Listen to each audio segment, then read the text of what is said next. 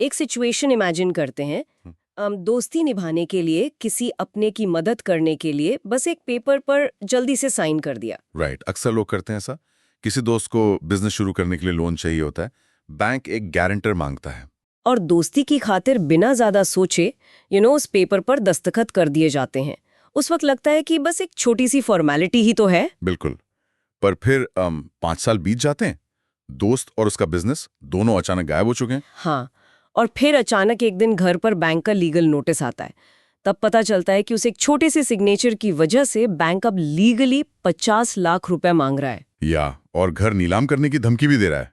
और सबसे डरावनी बात यह है कि ये कोई स्कैम नहीं है। एग्जैक्टली ये एक बिल्कुल लीगल और अक्सर नजरअंदाज किया जाने वाला ट्रैप है जो हमारे लीगल सिस्टम के अंदर पूरी तरह से वैलिड है। कॉन्सिक्वेंसेस, इसके परिणाम सच में भयानक या फिर बचाव करने वाले हो सकते हैं। तो आज के इस डीप डाइव में हम इसी लीगल चक्रव्यूह को डिकोड करने वाले हैं। सही कहा। हम गहराई से समझेंगे कि इंडियन कॉन्ट्रैक्ट एक्ट के अंदर ये गारंटी का असली मैकेनिज्म एक्चुअली काम कैसे करता है। और खास तौर पर स्पेसिफिक गारंटी और कंटिन्यूइंग गारंटी के बीच का वो बारीक अंतर क्या है, एक ऐसी डिटेल जो किसी को आबाद या बर्बाद कर सकती है। तो शुरुआत करते हैं इंडियन कॉन्ट्रैक्ट एक्ट 1872 से। ये कानून अंग्रेजों के जमाने से चला आ रहा है। राइट, पर आज भी ये हमारी कमर्शियल और पर्सनल ऑब्लिगेशंस की सबसे बड़ी फाउंडेशन है। इस कानून का सेक्शन 126 गारंटीज के कॉन्सेप्ट को डिफाइन करता है। लेकिन इन अलग अलग टाइप्स में डीप डाइव करने से पहले एक बहुत बड़ी गलतफहमी को दूर करना जरूरी है। हाँ, वो ये कि अक्सर लोग सोचते हैं कि गारंटी बस दो लोगों के बीच का एक सिंपल सा अग्रीमेंट है, लेने वाला और देने वाला। एग्जैक्टली। एक वो जिसने उधार दिया और दूसरा वो जिसने गारंटी ली। लेकिन कानून इस चीज को इस तरह से बिल्कुल नहीं देखता। कानून के नजरिए से गारंटी कभी भी बाइनरी या टू वे स्ट्रीट नहीं होती। ये हमेशा एक ट्राइपार्टाइट अग्रीमेंट होता है, यानी 3 पार्टियों का एक बहुत ही कॉम्प्लेक्स खेल। तो चलिए इस ट्राइपार्टाइट डायनामिक को थोड़ा और डीपली समझते हैं। इसमें पहला कैरेक्टर होता है प्रिंसिपल डेटर, यानी मूल ऋणी। ये वो इंसानिया बिजनेस है जिसके पास असली लाइबिलिटी है, मतलब जिसे सच में पैसे चुकाने हैं या कोई सर्विस पूरी करनी है। राइट। दूसरा कैरेक्टर है क्रेडिटर, यानी लेनदार।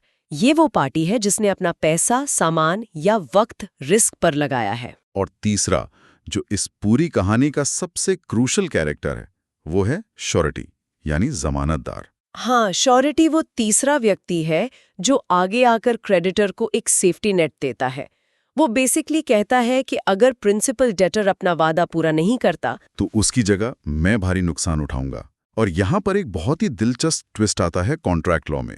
सही में, जब भी कोई गारंटी का पेपर साइन होता है ना, तो वहां दरअसल एक नहीं बल्कि 3 अलग-अलग कॉन्ट्रैक्ट्स एक साथ बन रहे होते हैं। ये बहुत इंटरेस्टिंग डिटेल है। पहला कॉन्ट्रैक्ट क्रेडिटर और प्रिंसिपल डेटर के बीच होता है, जो कि मेन लोन है। दूसरा कॉन्ट्रैक्ट क्रेडिटर और श्योरिटी के बीच होता है, जहां श्योरिटी अपनी गारंटी फॉर्मली दे रहा है। लेकिन एक तीसरा कॉन्ट्रैक्ट भी होता है जो पेपर्स पर डायरेक्टली लिखा नहीं होता, पर कानून उसे एक इम्प्लाइड कॉन्ट्रैक्ट मानता है। एग्जैक्टली ये तीसरा कॉन्ट्रैक्ट होता है श्योरिटी और प्रिंसिपल डेटर के बीच।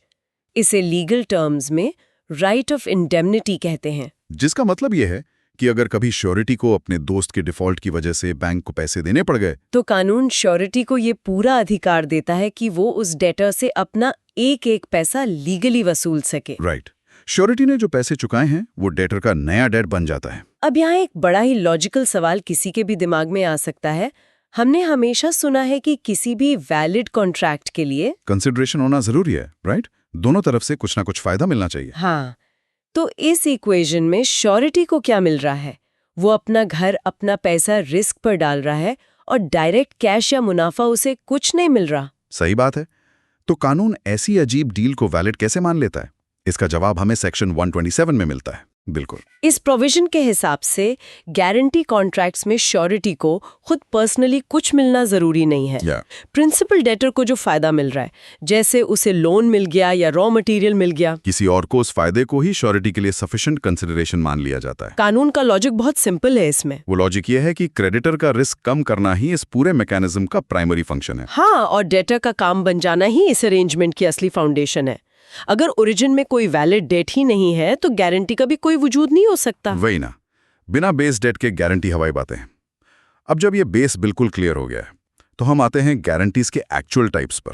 रियल वर्ल्ड में बिजनेस की जरूरतों के हिसाब से गारंटीज डिजाइन की जाती हैं।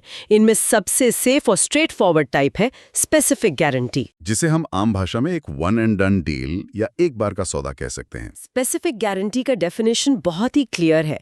जब कोई गारंटी किसी एक सिंगल डेट या किसी स्पेसिफिक ट्रांजैक्शन के लिए दी जाती है तो उसे स्पेसिफिक गारंटी कहते हैं।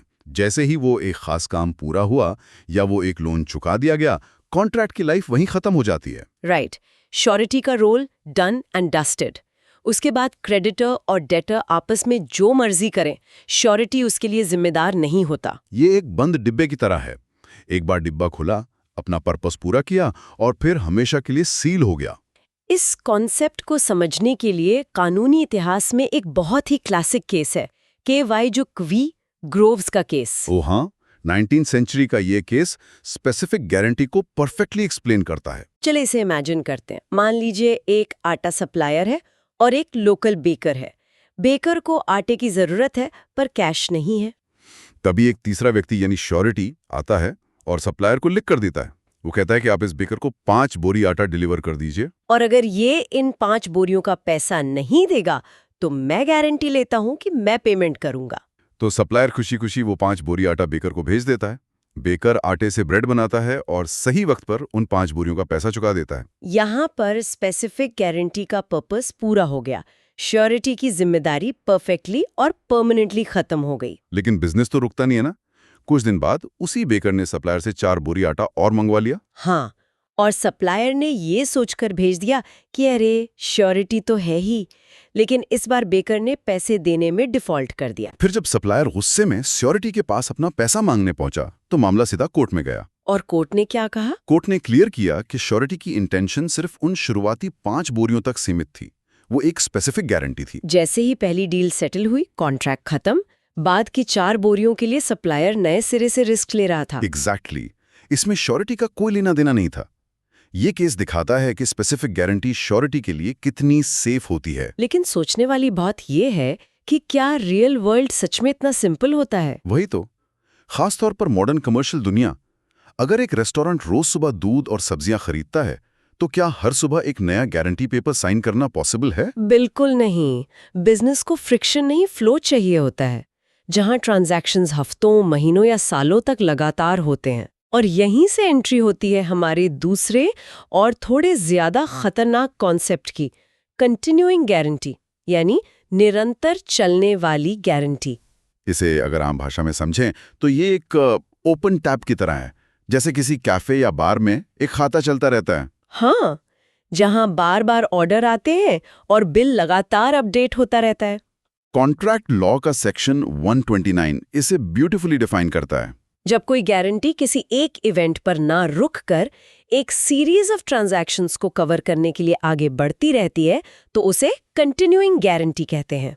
इसमें श्योरिटी का रिस्क किसी एक मोमेंट में फ्रीज नहीं होता।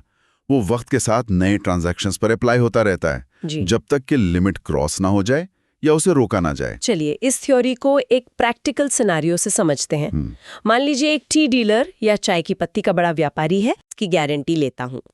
वो कहता है आप इसे वक्त पर सप्लाई करते रहिए। अब डीलर पहले 10,000 का माल भेजता है, दुकानदार पैसे चुका देता है। फिर 20,000 का माल जाता है, फिर पैसे आ जाते हैं, फिर 30,000 का जाता है।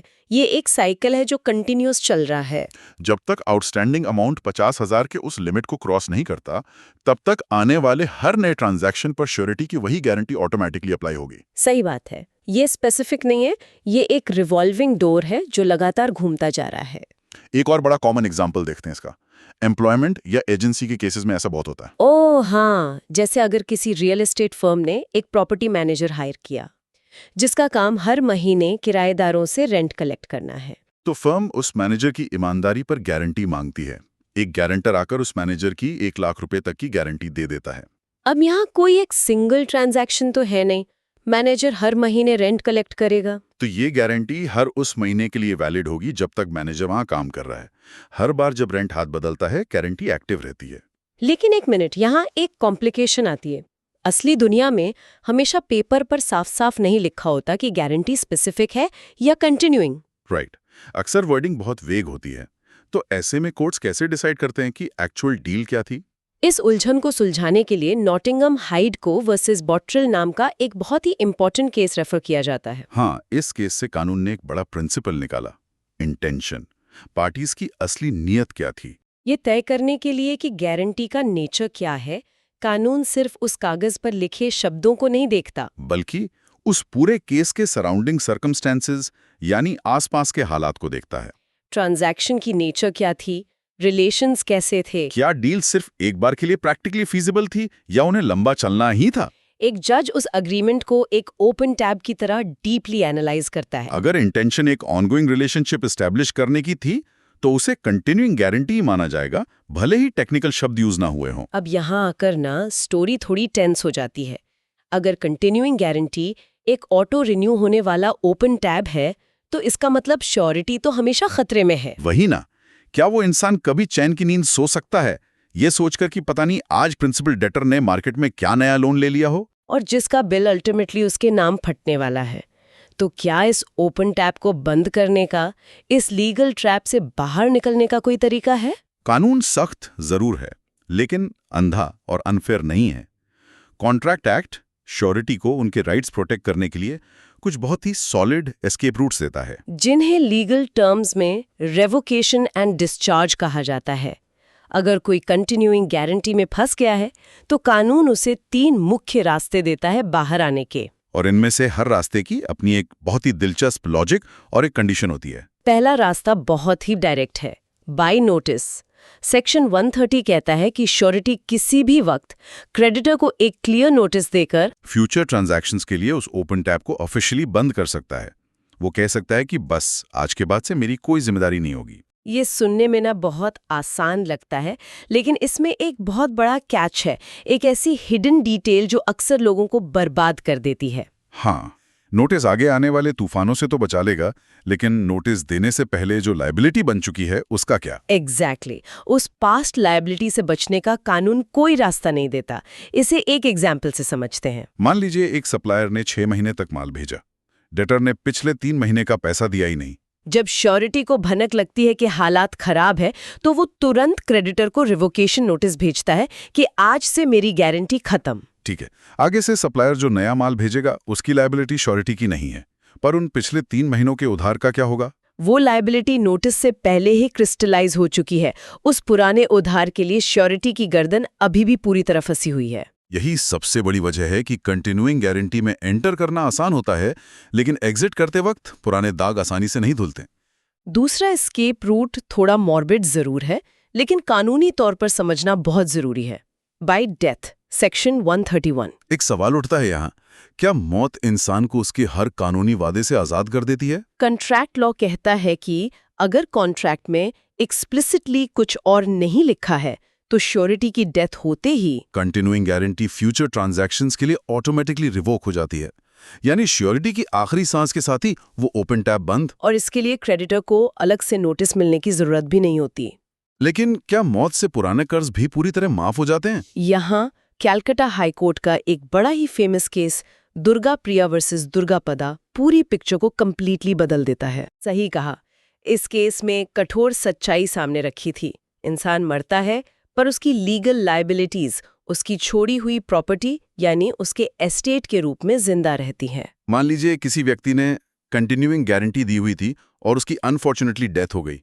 मौत वाले दिन तक प्रिंसिपल डेटर ने 5 लाख रुपया दबा रखा था। तो कोर्ट ने क्लैरिफाई किया कि मौत के बाद फ्यूचर का कोई नया कर्ज गारंटर पर नहीं चढ़ेगा, लेकिन मौत से ठीक पहले तक जो 5 लाख की लायबिलिटी थी, वो मृतक के एस्टेट से उसकी प्रॉपर्टी से वसूली जाएगी। यानी उसके लीगल एयर्स, उसके बच्चे, अगर उसकी प्रॉपर्टी इनहेरिट कर रहे हैं, तो उन्हें वो प्रॉपर्टी उस 5 लाख के कर्ज को चुकाने के बाद ही मिलेगी। मौत उन्हें कल के नए डिफॉल्ट से तो बचा सकती है, मगर बीते कल की मिस्टेक्स उनके वारिसों का पीछा करती रहेंगी। ये बहुत भारी बात है। अब आते हैं तीसरे और शिद्दत से यूज किए जाने वाले सबसे बड़े एस्केप रूट पर, by variance in terms, section 133। ये श्योरिटी के लिए कानून का दिया हुआ सबसे बड़ा शील्ड है, सबसे बड़ा कवच। और इसके पीछे की फिलॉसफी बहुत लॉजिक ड्रिवन है। कानून कहता है कि जब श्योरिटी ने गारंटी दी थी तो उसने खास रिस्क प्रोफाइल को इवैल्यूएट किया था। उसने रूल्स ऑफ द गेम पढ़े थे और तब जाकर साइन किया था। अगर कल को क्रेडिटर और प्रिंसिपल डेटर मिलकर श्योरिटी की पीठ पीछे कॉन्ट्रैक्ट के कोर रूल्स में कोई भी बड़ा मटेरियल चेंज कर देते हैं तो कानून उसी सेकंड ऑटोमेटिक तरीके से श्योरिटी को उसकी पूरी गारंटी से डिस्चार्ज कर देगा। वो आजाद हो जाएगा। इस लॉजिक को एक एक्चुअल सुप्रीम कोर्ट जजमेंट से समझते हैं। Bhagya Lakshmi cooperative bank versus Babadas Amtharam Patel. ये केस बैंकिंग इतिहास का एक क्लासिक एग्जाम्पल है। एक कस्टमर बैंक के पास जाता है, उसे कैश क्रेडिट लिमिट चाहिए। बैंक 4 लाख रुपए की लिमिट सैंक्शन कर देता है। एक श्योरिटी आगे आकर उस 4 लाख रुपए के लिए गारंटी अग्रीमेंट साइन कर देता है। यहां तक सब ठीक था। श्योरिटी के दिमाग में क्लियर था कि उसकी मैक्सिमम लायबिलिटी 4 लाख है। लेकिन कुछ वक्त बाद बैंक और उस कस्टमर के बीच कुछ बात होती है और बैंक बिना श्योरिटी को बताए, बिना कंसेंट लिए कस्टमर को अपने अकाउंट से 26 लाख रुपए तक विड्रॉ करने की परमिशन दे देता है। एक मैसिव वेरिएंस।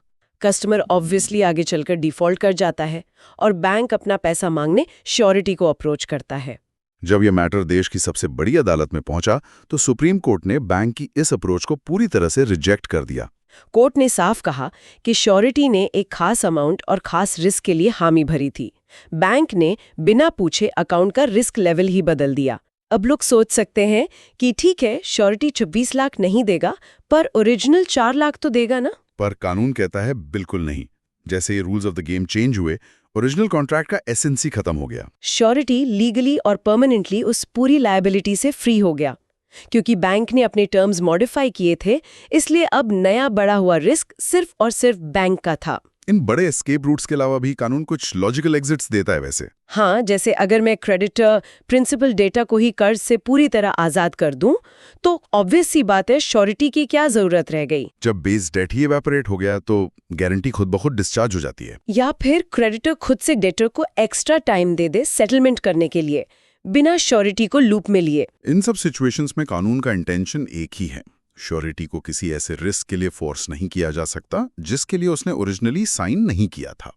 तो आज के इस पूरे कानूनी और कमर्शियल डीप डाइव को अगर हम समराइज करना चाहें तो पूरी कहानी इस एक कोर डिफरेंस पर आकर टिकती है। स्पेसिफिक गारंटी एक क्लियरली डिफाइंड सिंगल इवेंट का क्लोज्ड बॉक्स है।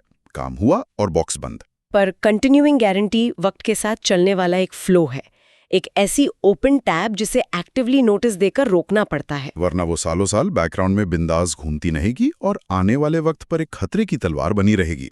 लेकिन इस डीप डाइव को एंड करने से पहले मैं इस पूरे टॉपिक को 19वीं सेंचुरी के आटे की बोरियों और चाय के व्यापारियों की दुनिया से निकालकर आज की मॉडर्न सेंचुरी में लाना चाहती हूँ। एक ऐसा पर्सपेक्टिव जो शायद कानून बनाने वालों ने 1872 में कभी सोचा भी नहीं होगा। जरा इस बात पर गौर कीजिए। आज की दुनिया ऑटोमेशन और डिजिटल स्पीड पर चलती है। हमारे आसपास software licences, cloud computing credits हैं जो हर महीने, हर दिन, बल्कि हर सेकंड ऑटो रिन्यू होते रहते हैं बिना किसी ह्यूमन इंटरवेंशन के। इन ट्रांजैक्शंस के पीछे कोई इंसान लेजर चेक नहीं कर रहा, एल्गोरिदम्स फैसले ले रहे हैं। ऐसे में एक डिजिटली साइंड कंटिन्यूइंग गारंटी को ट्रैक करना कितना टेरिफाइंग हो सकता है। बहुत टेरिफाइंग। सोचकर देखिए, क्या ये पॉसिबल है कि किसी ने सालों पहले किसी दोस्त के टेक स्टार्टअप के लिए क्लाउड सर्वर की ऑनलाइन गारंटी एक्सेप्ट कर ली हो? उस वक्त बिल शायद 2000 रुपए महीने का था।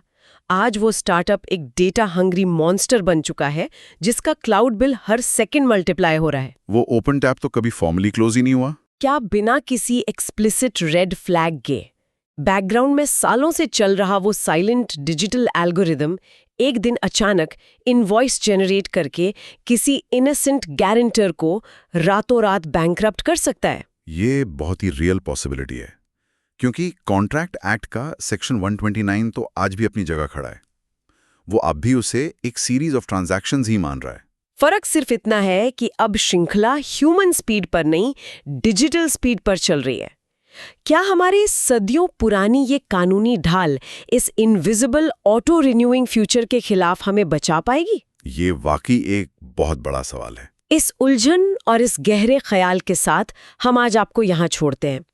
इन कानूनी बारीकियों को रियल वर्ल्ड से जोड़कर देखना ही इनका असली फायदा है। ऐसे ही किसी और कॉम्प्लेक्स सिस्टम को डीपली डिकोड करने के लिए हमारे अगले विश्लेषण में जरूर शामिल होइएगा। तब तक सेफ रहिए और किसी भी डॉटेड लाइन पर साइन करने से पहले खुद से जरूर पूछिए, क्या ये एक क्लोज बॉक्स है या कोई इनविजिबल जिंदगी भर चलने वाली ओपन टैब।